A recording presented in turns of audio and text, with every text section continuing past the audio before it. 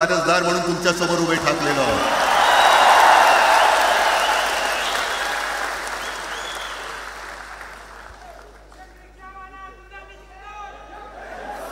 नाही, सगळं आपणच करून ठेवलेलं आहे.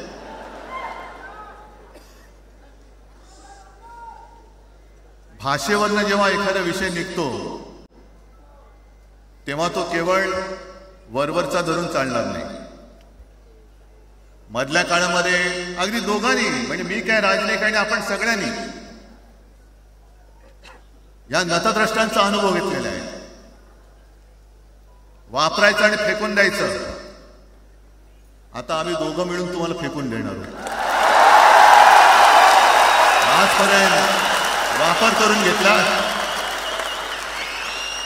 अरे डोक्यावरती जर का शिवसेना प्रमुख नसते तर तुम्हाला ओळखत कोण होतं या महाराष्ट्रामध्ये? कोणत्या भाषेत बोलत होतात? अगदी राज, तू सगळ्यांची शाळा काढली. मला एका प्रश्नाचं उत्तर पाहिजे. मोदींची शाळा कोणती? सगळ्यात उच्च शिक्षित आहेत.